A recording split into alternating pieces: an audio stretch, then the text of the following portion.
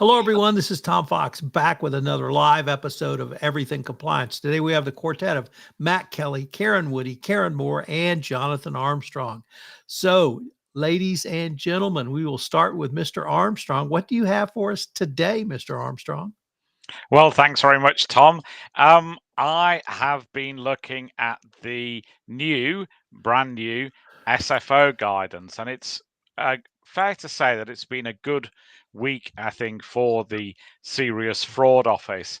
They, which might be a first, they seem to live stream a dawn raid. I'm not sure many regulators do that this week, where they raided 5 properties in connection with allegations of bribery in connection with a Microsoft data center in the Netherlands, where they seemingly coordinated dawn raids in 5 locations across the EU and Monaco, and presumably to the director's TikTok channel, although I wasn't on it at the time. And that involved some 70 staff. We're not sure how many of them were the TikTokers or streamers and how many were the officials, but they certainly stepped up enforcement in terms of dawn raid. And we also saw a successful conviction for bribery offences, not under the SFO's jurisdiction this time, but under Devon and Cornwall Police, who secured convictions over the building of a new residential village, if you like, called Cranbrook, where there were issues over the power system. And there have been some sentences there of around the 4-year mark for bribery. But the SFO has decided to try and refresh the relationship with corporates and look again at guidance on self-reporting. Now, those astute listeners will recall that we had previous guidance on self-reporting that was withdrawn by the last director, but one, David Green, who wanted to have, if you like, less opportunities for corporates to do deals. We then had the Lisa Azovsky regime, which we've talked about before on this podcast. Probably best we talk about it less rather than more. And then we've got a new director, as I say, who seems to be into old-fashioned coppering, doing dawn raids, and doing deals where possible. And the new guidance tries to give organizations more certainty about the likelihood of them being dealt with appropriately if they self-report matters to the SFO. So unlike in your part of the world, bribery is still a crime. It's still being investigated. It's still being prosecuted.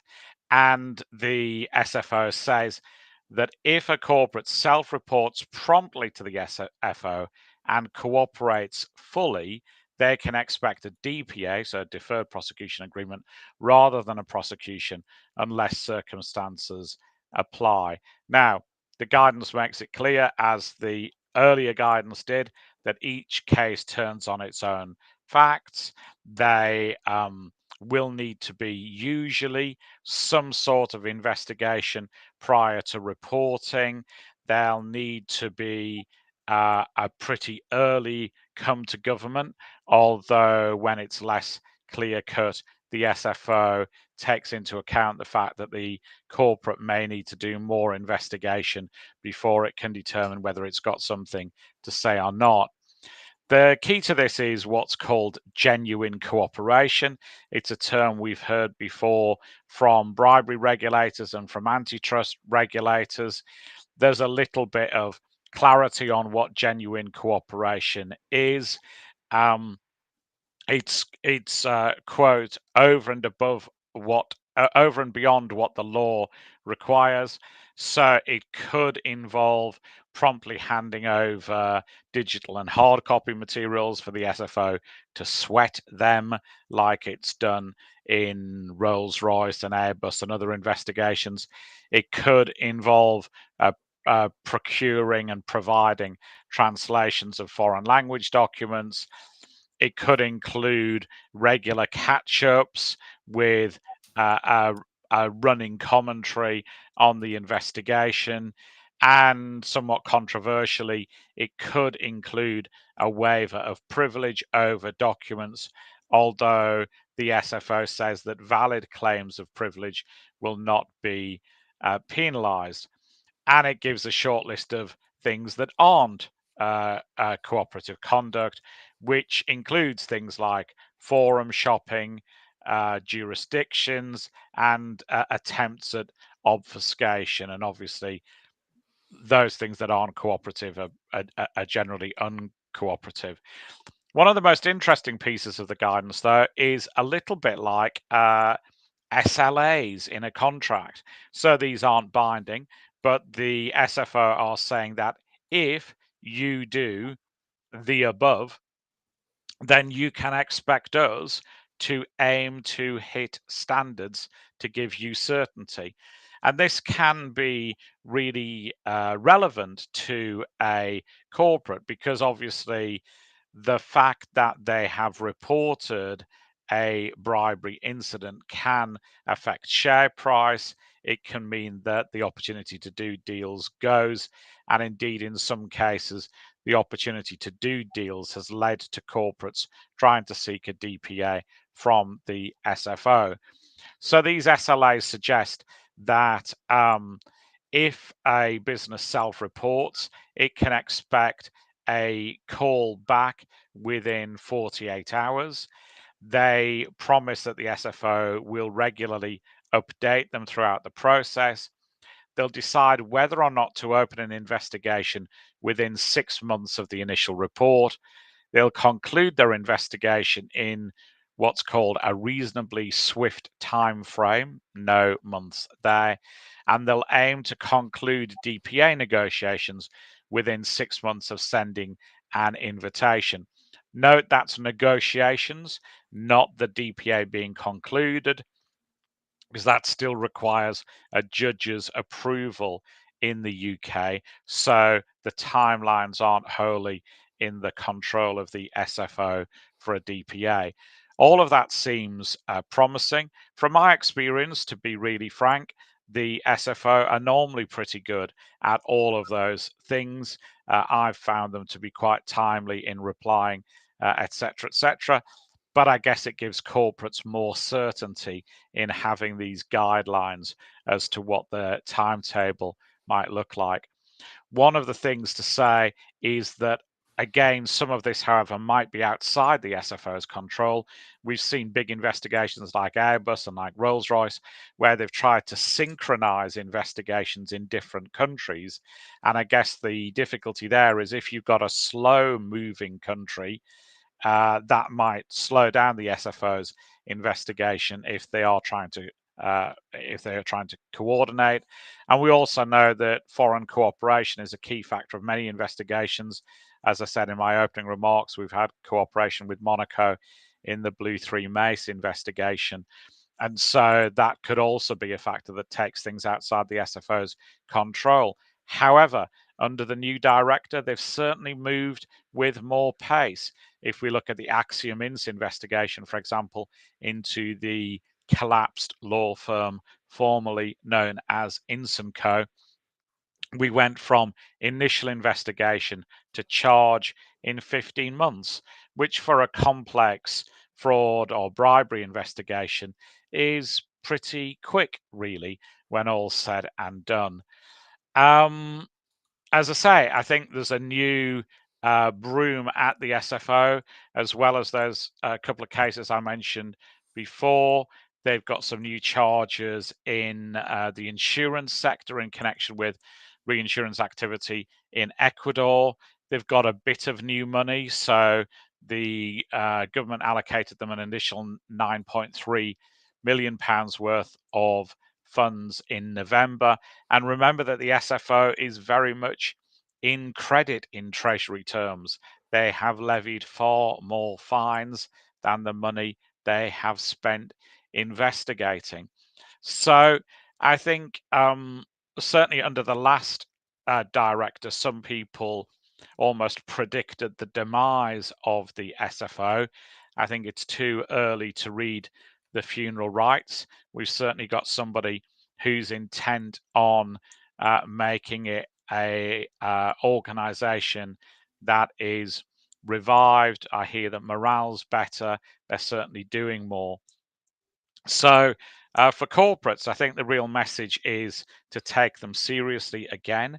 Obviously, in September, we have a new regime with failure to prevent fraud as well. So organizations do have to look at wrongdoing, and it's the usual things: training relevant employees, reacting quickly and appropriately to tip-offs, particularly whistleblower reports.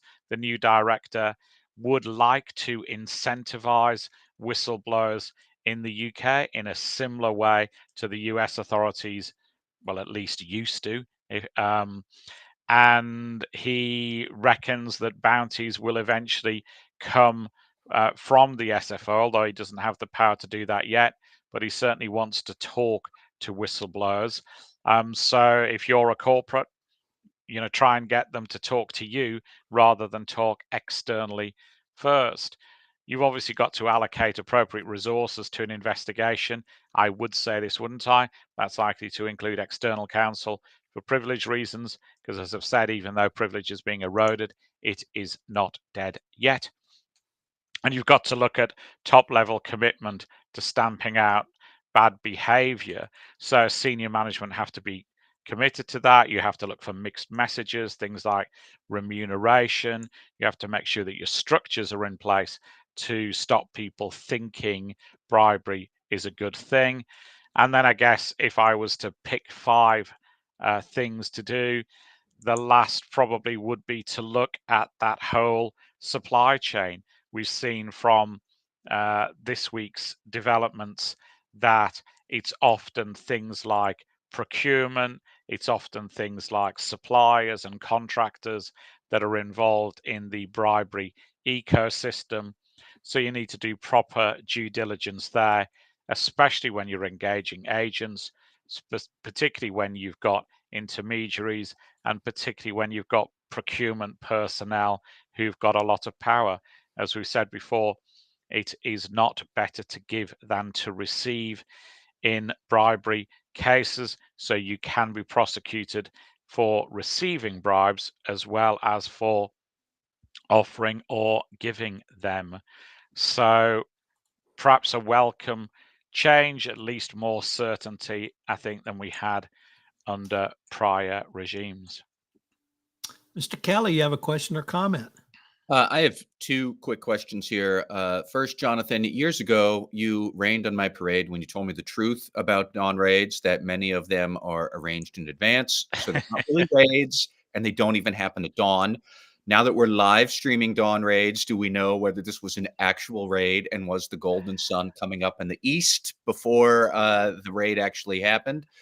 But more seriously, I was also curious, where do British judges fit into this DPA regime? Because I know in the British legal system, the judges there have a lot more discretion, whereas in the United States, a judge pretty much just rubber stamps whatever DOJ and a company reach for a resolution. So tell me the truth about the Dawn raid, and then what role does the judge play in all of this? Do we yet know?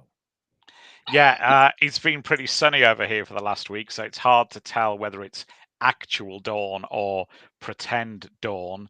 There's a really good story from a politician called Derek Hatton, who I should say is under investigation himself. I make no comment on his guilt or innocence, but he said that the mistake prosecutors used to make was conducting dawn raids at 7 a.m.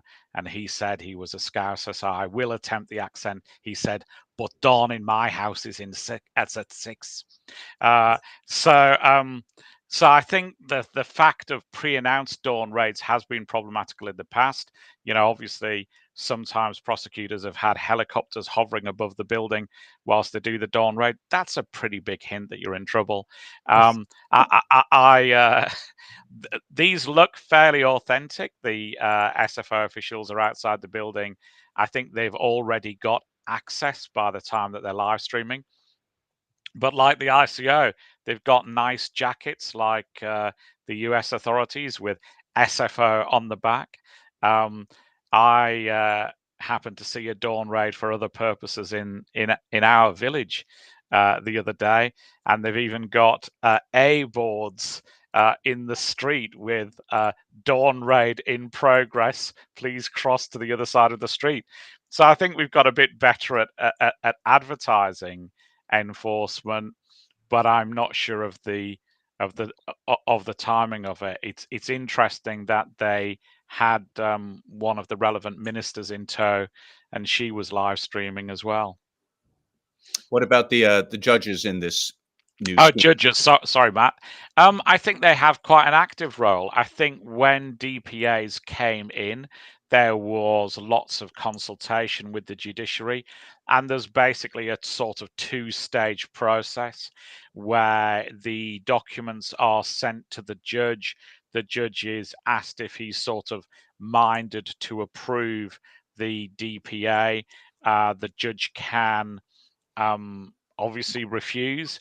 He can suggest it should be different, or she can suggest it should be different, and then she makes a final order in open court.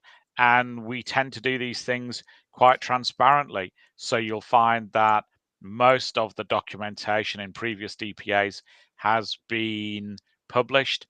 There have been redactions, key names, often, particularly if there's a hope or a possibility of personal criminal convictions for some of those involved. But it tends to be a transparent process, and it seems to be a process where the judiciary are very much engaged, both in a sort of quasi-consultative role and then in the final approval of the DPA. Yeah. So, Karen Moore, do you have a question and or comment? I do. For one, Matt, I can tell you that some dawn raids do happen at dawn. In Kazakhstan, my experience was they not only happen at dawn, but they happen with masked people, not in lovely SFO-defined uniforms, but masked, black-clad people with machine guns entering your premises and grabbing documents and people were available. So dawn raids could be a lot scarier even than you see now in the UK with its very coordinated and polite incursion. I do have a question just generally, which is to what extent companies are actually prepared for dawn raids anymore these days. It's seems to me even companies that have pretty well thought out crisis management programs neglect to have a dawn raid procedure, and especially neglect to train really critical personnel, namely the receptionist in the building, what to do when these people show up. So I don't know, Jonathan, if you've had experience with that with your clients. Yeah, I think that's a really great point. I've had good and bad experience. We had a client dawn raided a short while ago in a different country, but we had done dawn raid training in that country, and that went all to plan, thankfully. If I'm being really honest, I'd probably say that's the first one that has gone to plan, where people have executed exactly as they should have done. Obviously, you're right. People, I think, don't train enough. They don't test enough. They don't give people proper procedures. And my sense is, certainly in the bribery arena, because we had a whole period of not having dawn raids, people have lost that muscle memory. So it's a good idea to train. My favorite story, which I'll steal from a colleague if we've got time, Tom, is a former colleague of mine did some dawn raid training. A different law firm had drafted the policies, and they called people like the receptionists. The receptionists were meant to call off a list. They'd been euphemistically called helpers. One of the helpers genuinely believed it was her role to help the prosecutor rather than to record, etc., etc.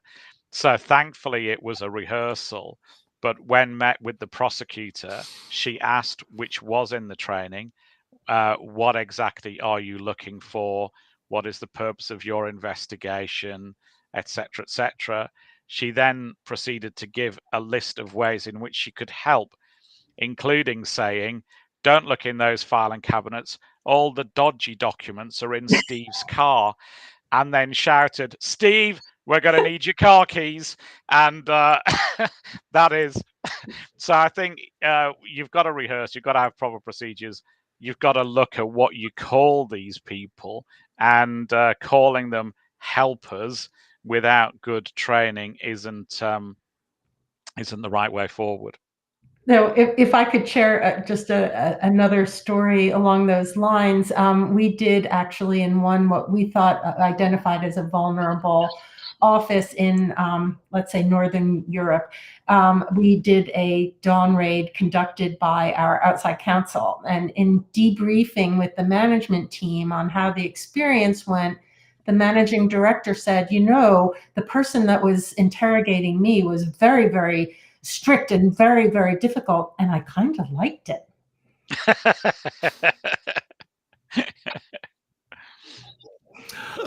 On that note, Mr. Kelly, you have been taking a pretty good deep dive into the ending of the Glencore deferred prosecution agreement. What could you give us maybe your, if not final assessment, current preliminary assessment? Well, yeah, this has been interesting. So for those who may not remember, Glencore was one of the bigger FCPA settlements in the Biden administration. I think it was in first half of 2022, where they paid $1 billion in fines, had to plead guilty, had 2 different compliance monitors because they were actually pleading guilty to 2 different crimes.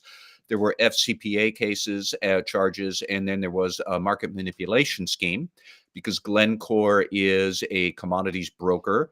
So there are all sorts of risks that they could have. They're one of the largest commodity brokers in the world, and this was an enforcement action led by the U.S. back when we led anti-corruption enforcement, but also Swiss and British and a whole bunch of other countries were all involved in this, and that was late or mid 2022. Fast forward to now, they have recently exited those 2 monitor ships about 18 months early, I think, because the monitor was not actually appointed until mid 2023. But the new Trump Justice Department no longer really wants to do many monitor ships, so they're letting a lot of companies with them off early. But the other thing that Glencore has done is it has started publishing annual compliance progress reports, posts them to their website. Everybody can download them. This is a nifty little small but interesting genre of nonfiction for compliance professionals. I know that other companies have done this. Walmart used to do it for a while, I think in the late 2010s. Exelon and First Energy, who were caught up in a domestic U.S. corruption scheme, they had done this for a while, where they published these reports about here's what we have done in our ethics and compliance program for the last year. This latest report that Glencore published, I think about 3 or 4 weeks ago, is their second report. Their first one was much smaller in scope, but this one is really interesting reading for compliance officers. It is well over 100 pages long.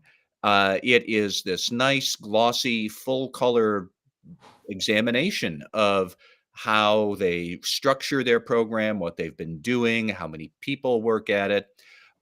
So if you are looking for examples of how other large companies are trying to overhaul their compliance program after a major corruption incident, this is a great place to look, whether it's the reports Glencore has put out now or the earlier ones from Exelon and Walmart back in the day. So I'll give you just some examples of what Glencore had been writing about. So in 2024, they had rehabbed and overhauled their corporate code of conduct, and then talked a lot about how they rolled out that code of conduct. It was based on 6 core values that they spent some time figuring out what they wanted the values to be: safety, integrity, responsibility, openness, simplicity, entrepreneurialism.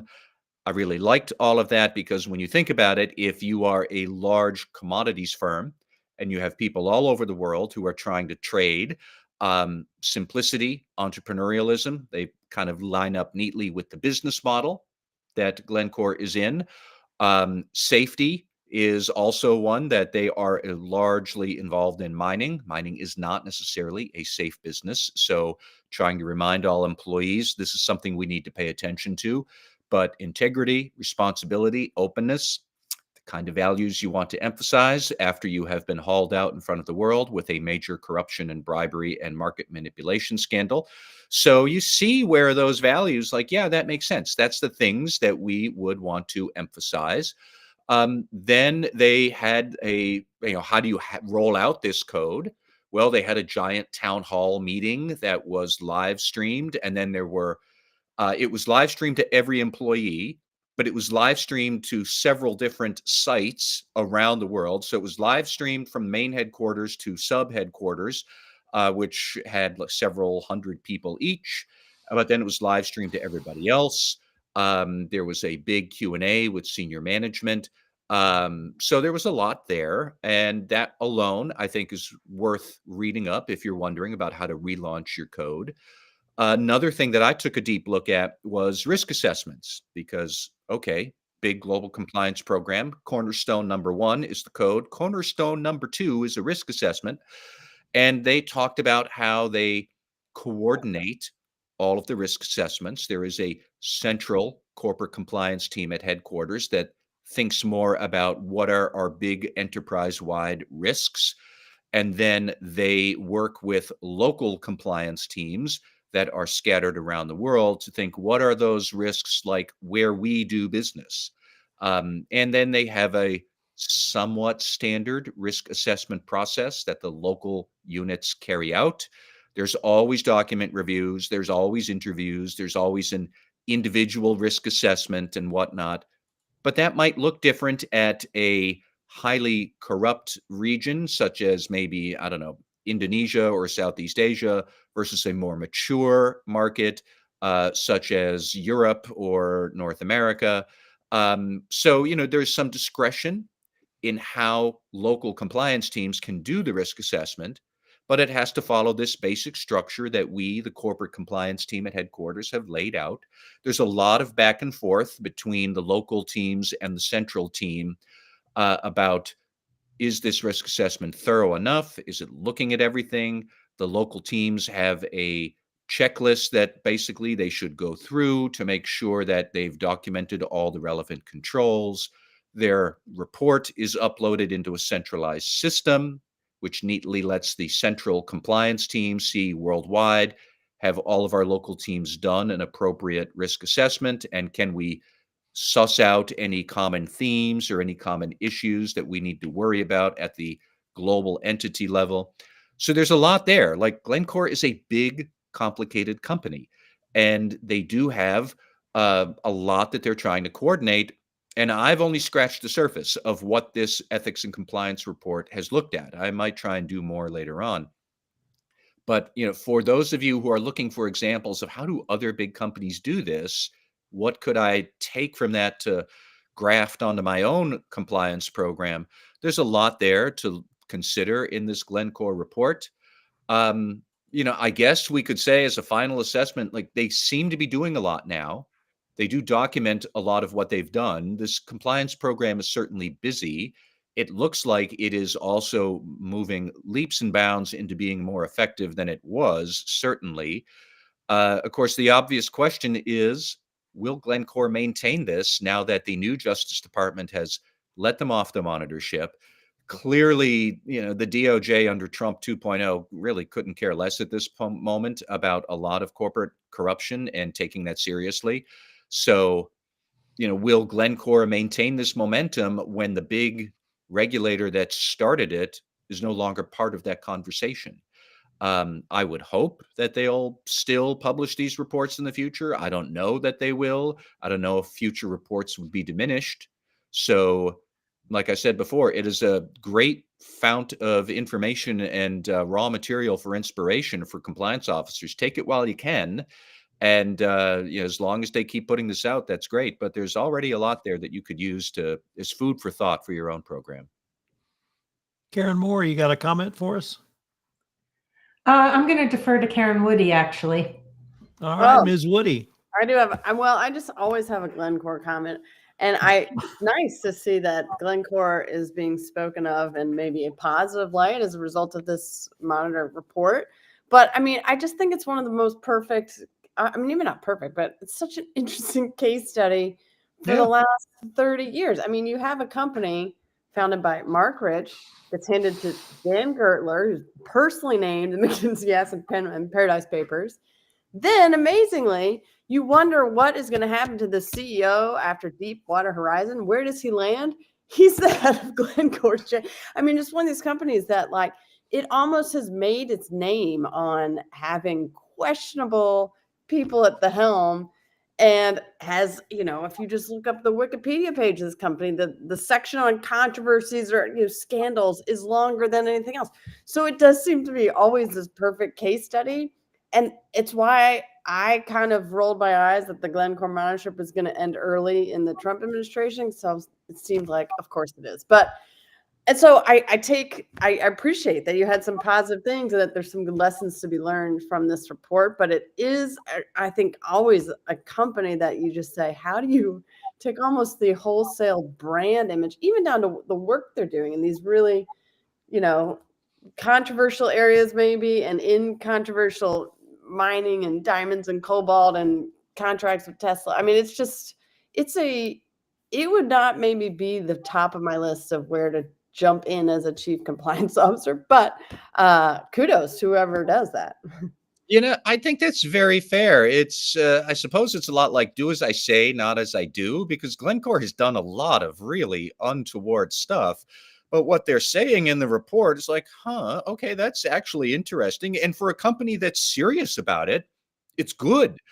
I don't know that Glencore will continue to be serious about it without the momentum of a strong regulator there. And the Trump administration, DOJ, is not going to be that. One would hope, but, for what it is, this report provides a lot of interesting food for thought for others that, I'll just say, who also take it seriously. How much longer, who knows? But, if you're looking for good examples of, what are other companies, large companies doing that I could maybe copy myself for my own organization, there is a lot in this report that is useful to think about. Everything else that happened before and brought us to this moment, also very true and not flattering, but we are where we are. All right. Mr. Armstrong, you have a question or comment? I do not know, other than I have not been able to find out what time the dawn raids took place. Well, we've got another half an hour, so maybe your research assistant can pull it up. All right, Karen Moore. Does nature abhor a vacuum when it comes to anti-corruption enforcement? Great question. I mean, I have been obviously, like so many of us, been looking really carefully at what happens to bribery and corruption programs in corporations in the wake of the February executive order and AG advisory on pausing FCPA enforcement for 180 days with a 180-day extension, so effectively a year, and the redirect to focus on cartels and criminal organizations. Not entirely sure how that really fits Foursquare and the FCPA, but it'll be interesting there. There's been quite a bit of conversation about why maintaining bribery and corruption programs is still important, maybe even more important in the wake of that executive order and advisory. I mean, a couple of interesting things that people have been talking about. One is whether the SEC, which was not specifically directed to step down, their FCPA civil examination Whether they'll follow suit, I would say it's pretty definite that Atkins is going to follow the justice lead. We've already seen last month, I think, high-profile exits at the at the SEC.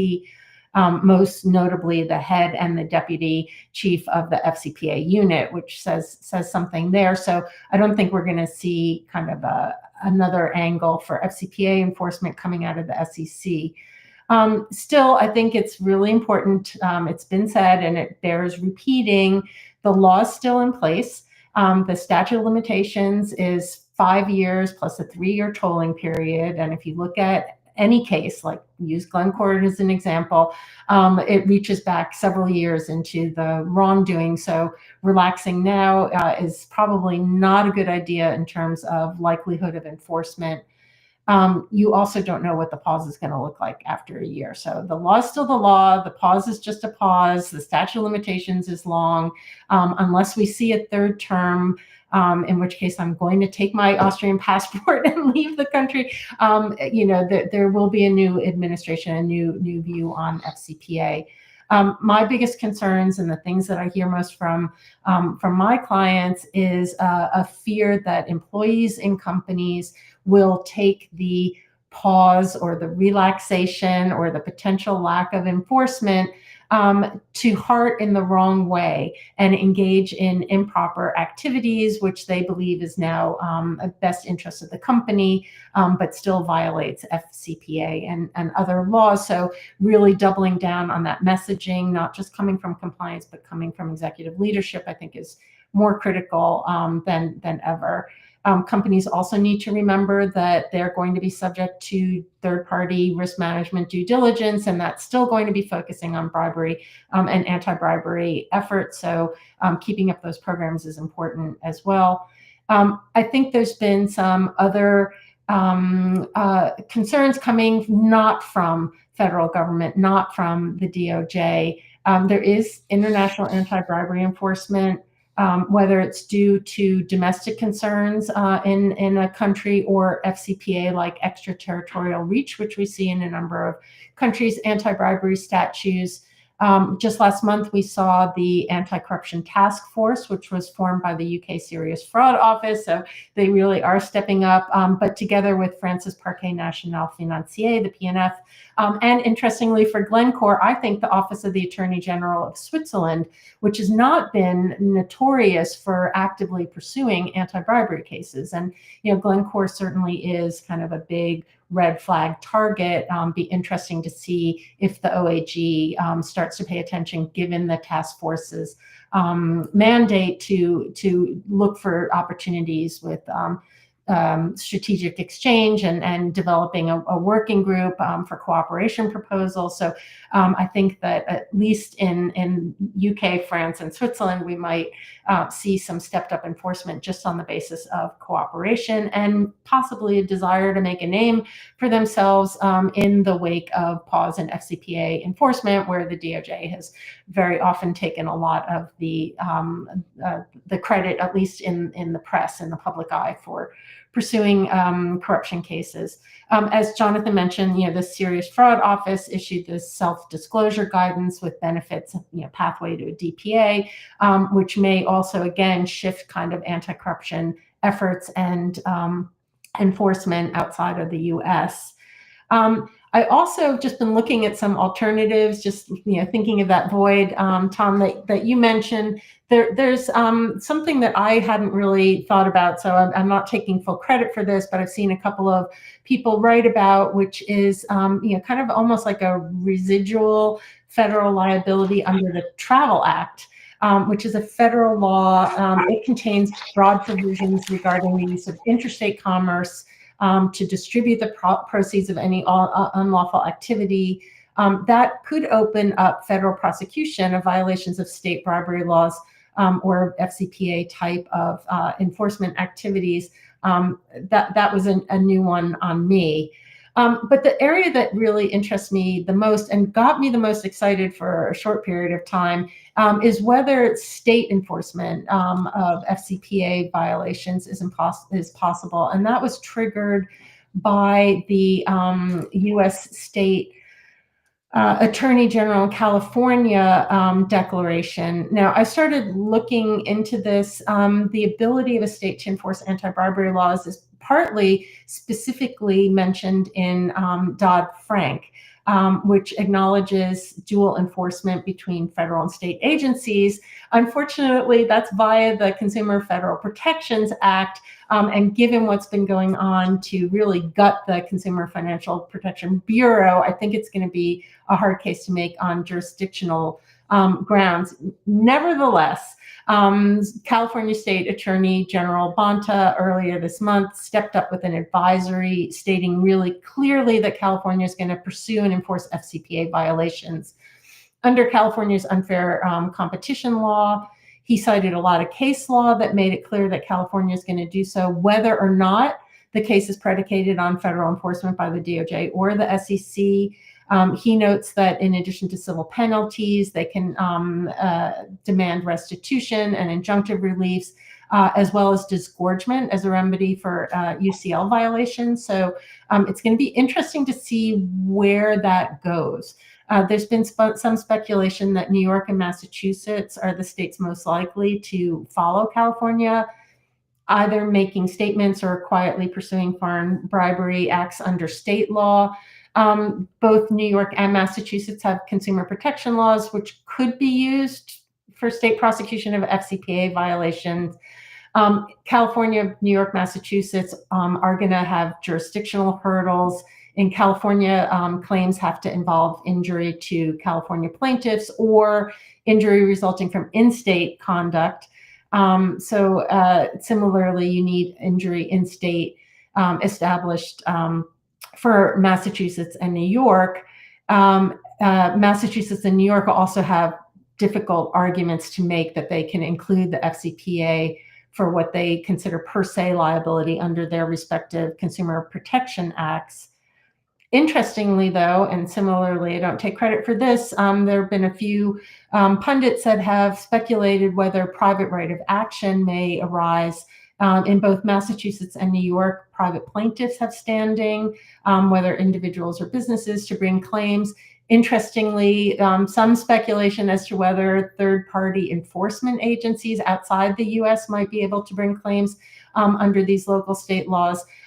If successful, they get awarded treble damages and attorney fees. So we might start seeing private actors stepping into the state role to enforce FCPA or FCPA-like violations, provided they can establish that nexus to the state itself. So be interesting to see where things go. I do think that there's a lot of appetite out there to still curb foreign bribery on the part of U.S. and other organizations, and we'll see where it leads.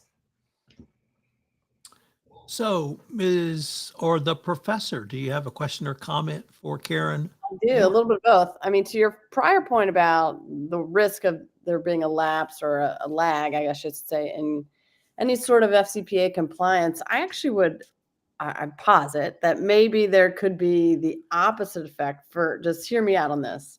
If I had some inkling that there was potentially an FCPA issue in my company or in my client's company, I would walk myself straight into Todd Blanche or whomever. I assume they've shuttered the FCPA unit and get a declination today because they don't want to touch it, and just make sure you get a promise that there wouldn't be something maybe in the future, given that they say they don't care about it right now. So that might be a reason to keep your foot on the gas in terms of looking around, because if there's ever a more maybe amenable Department of Justice to make sure this goes away, it might be right now. And then my second question, you sort of answered in terms of the state prosecutions, because I have been thinking about this too, and it does seem tricky given that the success of the FCPA really was dependent upon the OECD and sort of the other signatory countries, providing essentially these MLATs to work out. But I think you've sort of answered my question on that, in that like it is such a different process and that it'll be a state-based claim.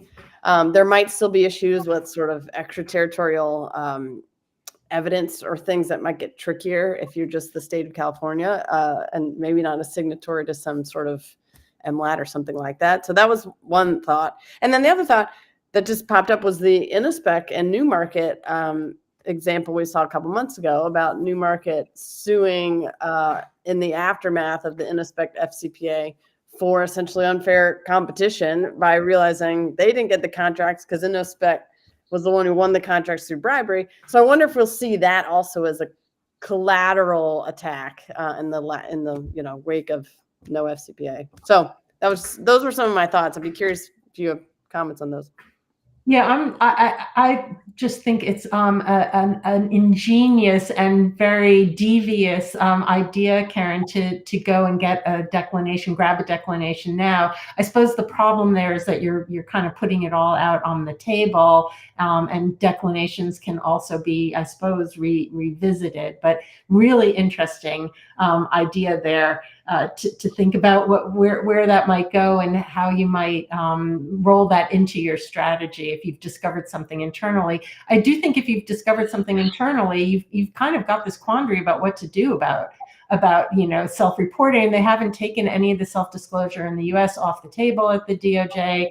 Do you go ahead and do it? Do you just try and hide that now that you're kind of on notice that you violated a federal law? You're just going to sit on that and wait and see what happens?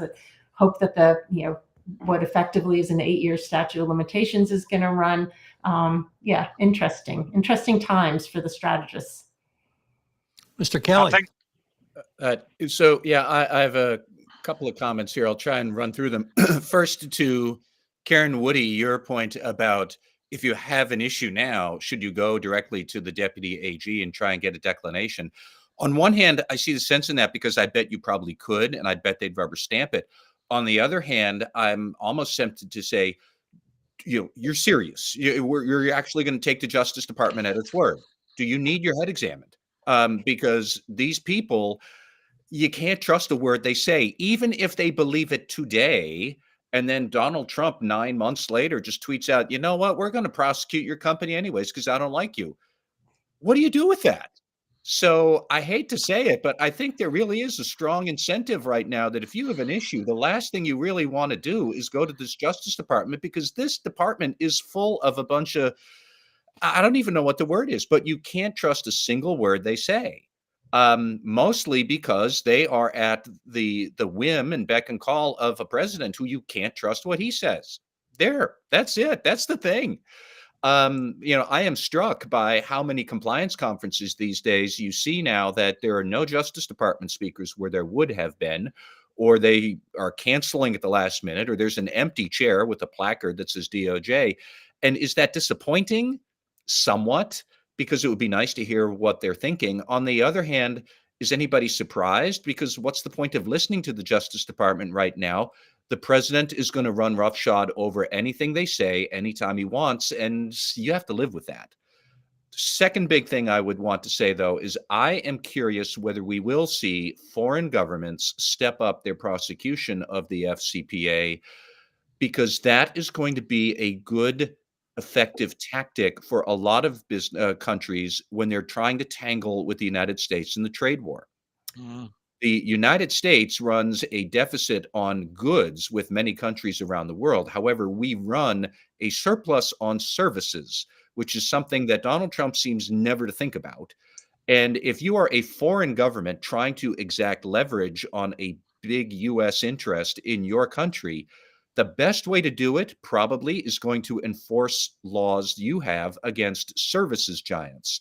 So you're going to see like the digital services tax and enforcement there against the big tech companies. You could easily see something like an anti-bribery enforcement against not a big manufacturer, but a big services company. So if I was a Oracle or McKinsey or some of the others around the world who provide services, and that is a U.S. export, and you can't really put a tariff on a service, but you can screw over the service providing company if you're a foreign government. This is a way to do it. And then my third and last point is I'm trying to figure out, is there a scenario where a U.S. company has enough exposure in a foreign government that your U.S. kickback to Donald Trump, when you donated $1 million to his inauguration fund or something like that, could that constitute a bribe to a foreign government official that the foreign government over there would then be able to bring in action against a U.S. company for its payoff to Donald Trump? which plenty of companies are doing right now, and we all know it.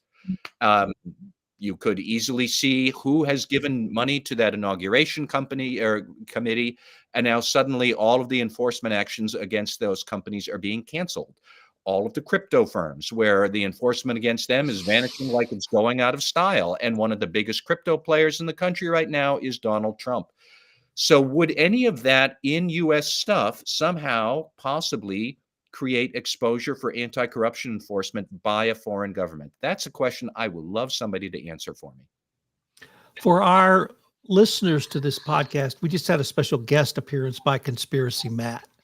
With that, Professor Woody, any comments to that? No, I'll let Karen jump in on anything on that.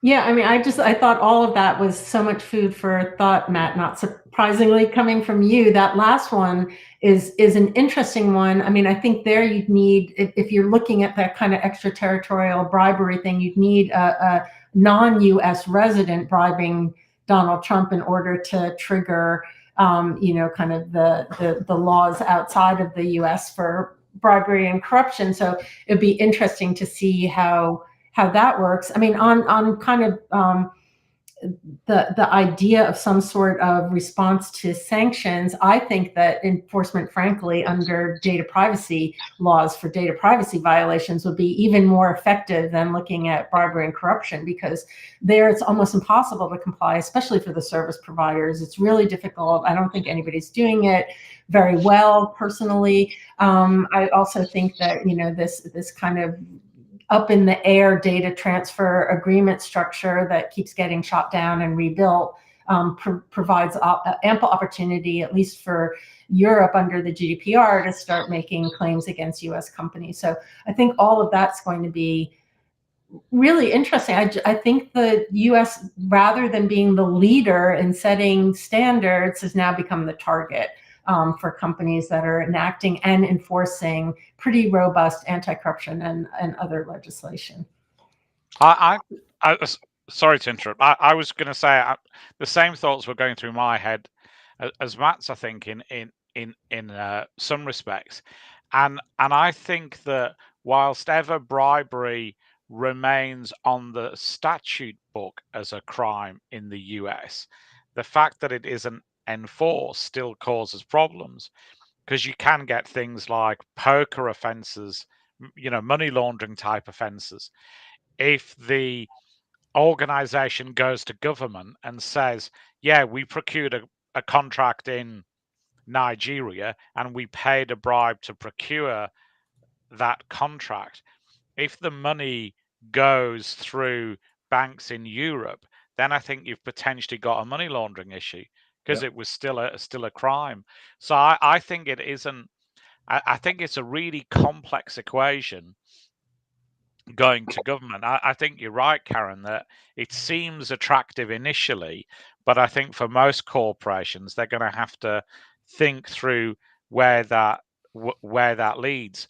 And I think, Karen, I think the other thing would be that US nationals can still be prosecuted in other countries. So UK, France, etc., will have provisions. In the UK, if the act takes place in the UK, so the meeting takes place at Heathrow, for example, that would be enough to give the UK jurisdiction. Were it so minded, it wouldn't matter whether that's a US national or not in those circumstances.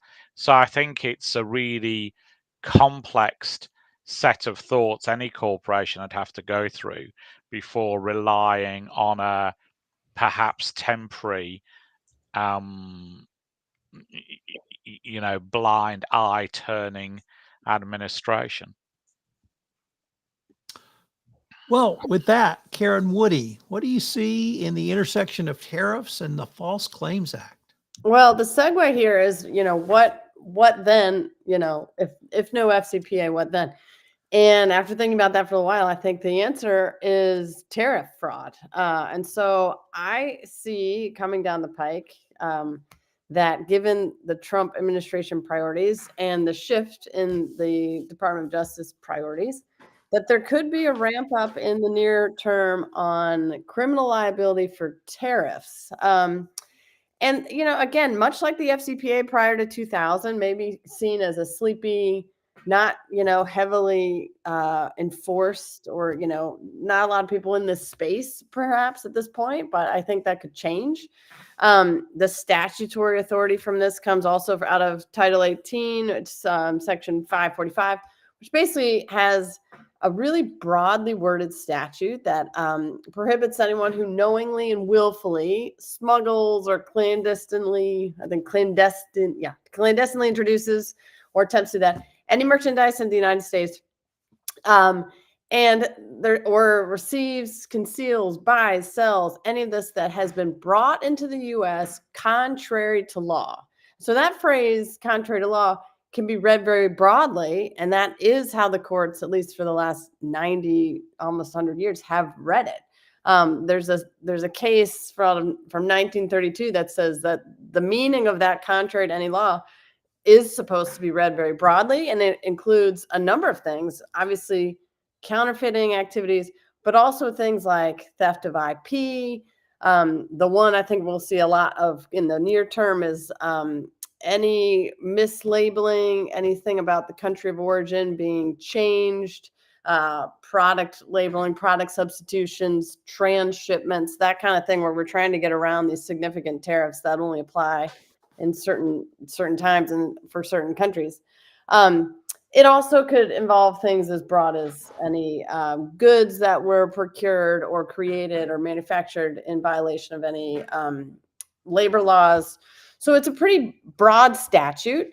And not only does it apply maybe to the person or the company that imports or brings these in, it includes anyone who has knowledge of the legal violation if those entities or individuals buy, sell, receive, conceal, or even facilitate any of that. So what does that mean? That means that your whole entire supply chain has potential liability under 18 U.S.C. 545 or the statutes right adjacent to that. So a couple points on this I think will be interesting. The first is, like I said, the whole supply chain. Anyone sort of involved in this could be a potential defendant. The other, I think, important point is the knowledge of the violation of law. Recent-ish, in sort of the last 10, 15 years, case law has shown that to include willful blindness, which, query how that lines up with a criminal statute that maybe requires mens rea. The courts have made clear negligence is not enough. It's not just it's not just you didn't know, but the idea is that you had deliberately avoided acquiring knowledge of the crime still can rise to be enough. So that deliberate avoidance, deliberate blindness could be enough for potential liability here.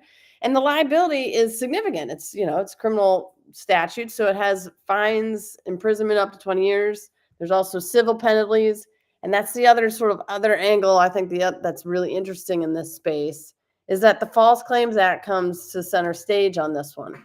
So the False Claims Act obviously is going to prohibit any fraudulent overpayment or by the government, or fraudulent sort of retention of money that you might owe to the government. So the False Claims Act is unique in some sense in that it allows for qui tam relators, so people who can nearly be a whistleblower and step in and bring the case, at least to the government, on their behalf, and then the government can decide either to proceed with that, or sometimes even if they reject bringing the case themselves, the relator can still move forward with the case. So that already opens up another entire avenue of potential whistleblowers. A lot of people in this space thinking they could maybe get rich quick through a qui tam type action, and almost analogous to the whistleblower bounty type of thing. So I think we'll see this a lot, given that this is someone ostensibly defrauding the government if you're not paying the tariff rate that is now exorbitant. A lot of people may be looking around to see if they can catch people doing that. So I think the implications, at least for the compliance community, are huge. There's going to be a huge ramp up on, country of origin, supply chain due diligence, all that we've seen before. But also, in the same vein as we've seen compliance, as it relates to whistleblowers, ensuring that there's maybe some internal self-reporting on these topics, not simply like we've seen maybe in other issue-specific areas on potential bribes. Same here with any potential product mislabeling, country of origin mislabeling. I think this could, my prediction, this could be the next 5 years FCPA level work for compliance industry. That's my take. I'll take questions on it. Karen Moore, You're on muted. mute.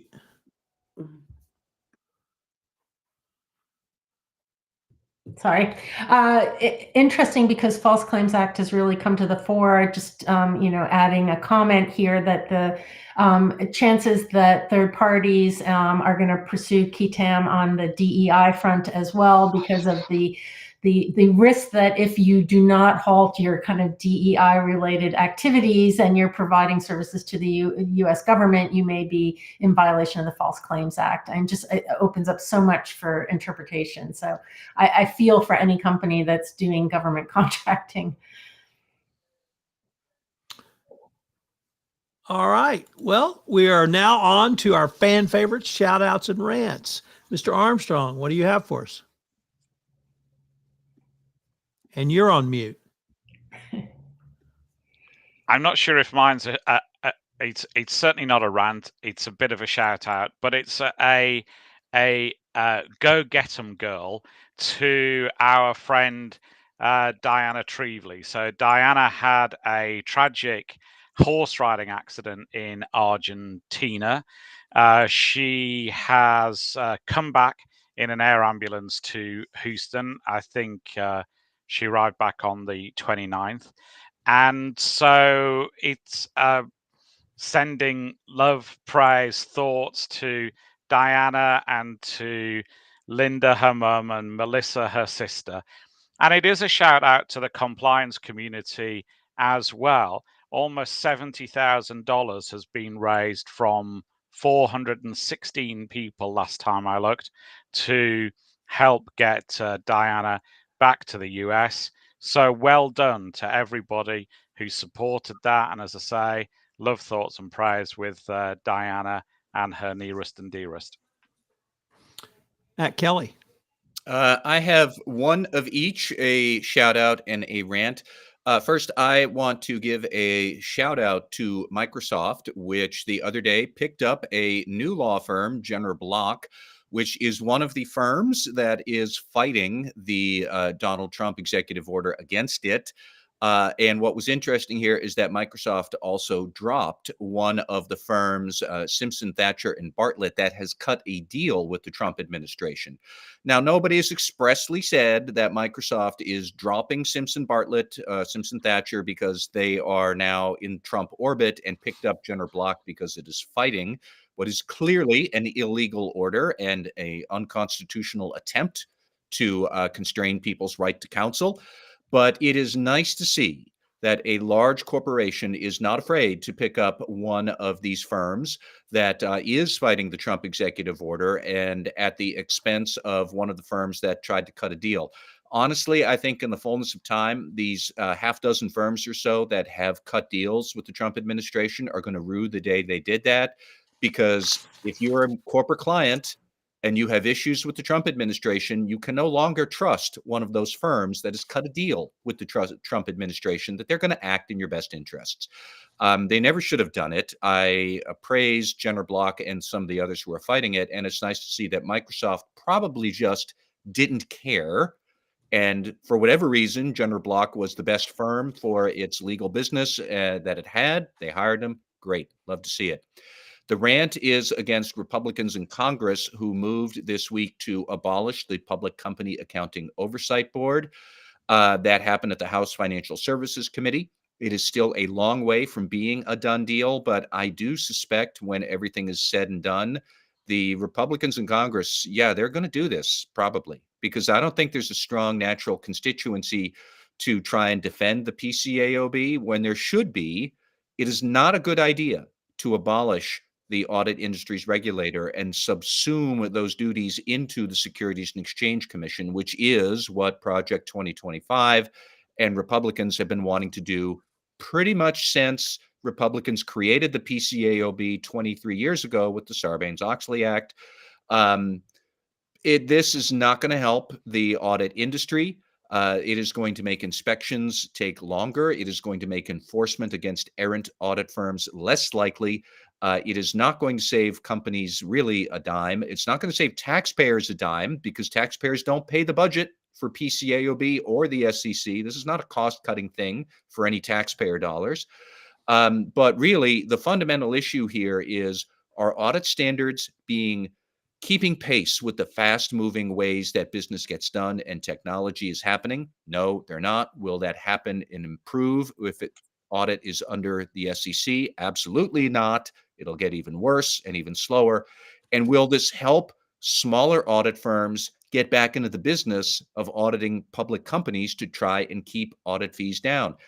I don't think that's going to happen either. The SEC is probably going to make oversight of the audit industry the redheaded stepchild of a very diminished agency anyways. This is just a bad idea. And so what did Republicans in Congress do? They poured gasoline on it this week. And it's going to be a shame if the PCAOB goes up in flames. There we go. That's it. Karen Moore. Yeah, I'm afraid I've got a rant as well. In Soviet Russia, especially in the Stalinist period, children were encouraged to report on their parents for anti-state activities. One Pavlik Morozov was hailed as a hero when he reported on his father, even though his father was later absolved from having engaged in any illegal activities. End of February, Department of Education in the United States launched a portal where students, children, and their parents can report on anti-DEI activities. Now, they are limited to illegal discriminatory practices, but what is the world coming to, where teachers now are in fear for their livelihood should a disgruntled child or their parent decide to report them for further investigation. Or whatever similar conclusions you may. Well, on that cheery note, Karen Woody. I'm going back to my pop culture references. This time I have another shout out because of the timeliness and some stroke of genius by whoever in Hollywood decided to release Conclave this year, because it's a fantastic movie. It is obviously very timely. I felt almost bad because I saw it on the plane the night before the Pope died. So I thought, oh my gosh. I then decided maybe I should watch other documentaries. But I thought it was a fantastic show, very interesting, obviously a little probably sensationalized, but maybe an interesting look into what's going on right now in the Vatican. So that was my shout out. Well, I'm going to have my first breaking news shout out, because today San Antonio Spurs head coach Greg Popovich retired as a head coach. He has the most wins of any head coach in the National Basketball Association at 422. He has coached 2,291 games for the Spurs. That's the most of any one team head coach. He won 3 Coach of the Year awards, 2003, 2012, 2013. He has 5 NBA championships.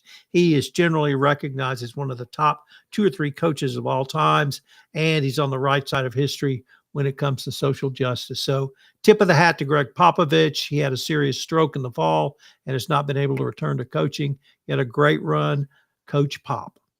So, ladies and gentlemen, great episode. A lot of fun. I can't wait